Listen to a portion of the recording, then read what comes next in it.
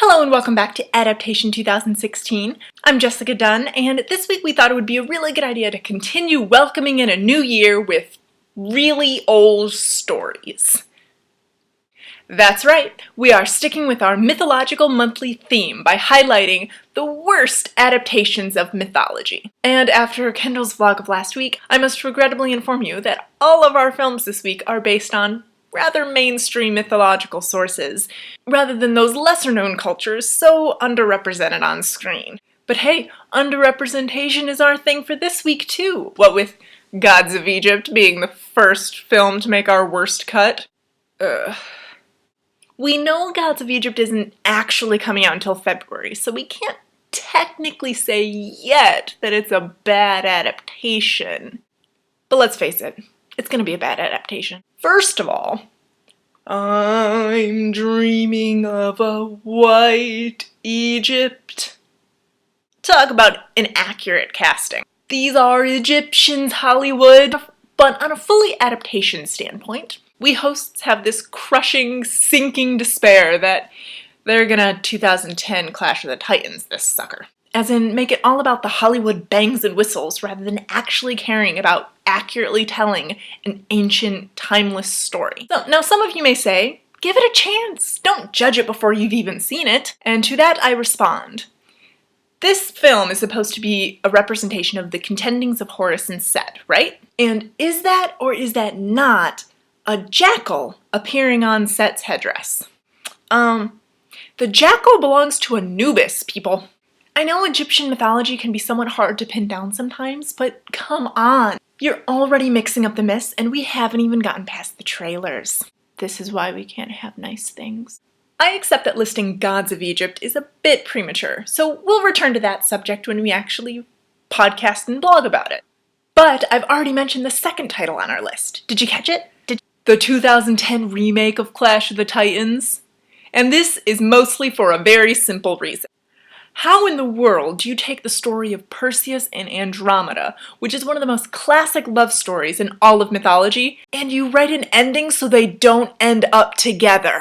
They're a constellation! It's literally written in the stars! Now, don't get me wrong, the effects in this movie were awesome, but even better effects couldn't make this film compare to the original classic 1981 Clash of the Titans. You hear that, filmmakers? Breaking news! Plot trumps all, even when it comes to stop-action effects. Alright, let's get a little friendlier with our next few films, which we shall call the lovably worst adaptations. Because while they still butcher the original myths, they do it with style. Well, mostly. Percy Jackson and the Olympians, the book series, is actually one of our favorite adaptations of Greek mythology, because Rick Riordan knew exactly what he was doing with each of the myths. He understood them. And then he tweaked them a little bit to match with the modern era. Hence the Nemean lion skin turning into a leather jacket. But the film versions of those were somewhat lacking in the same whimsy. However, we still thought that Percy Jackson and the Lightning Thief was pretty damn entertaining. But the second movie remastered the Percy Jackson's book adaptation so completely that they started to lose the original threads of the myths.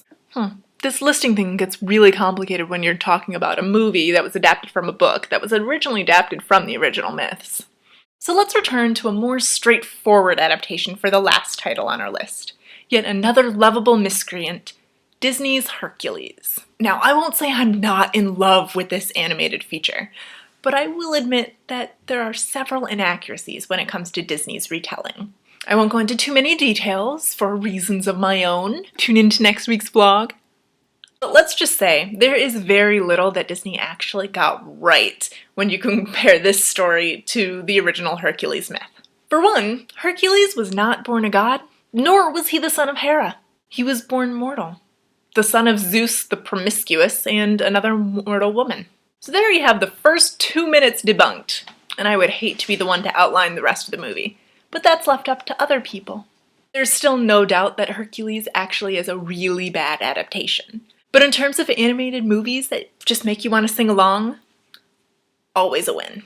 So that's it for this week's vlog of worst adaptations of mythology. We may have bent the rules a little bit this week, what with predicting the future failure of Gods of Egypt and actually admitting that one of our worst adaptations was really good film. And if you were very insulted by our indiscretions, don't be shy in leaving your feedback in the comments section. You can also let us know of any other adaptations that you felt just missed the mark. If you liked what we have to say, you can check out our social media pages on Twitter, Tumblr, and Facebook, or our podcasts are available to download on iTunes. Thanks for tuning into Adaptation, and hope to see you next week. I wonder what we'll be covering.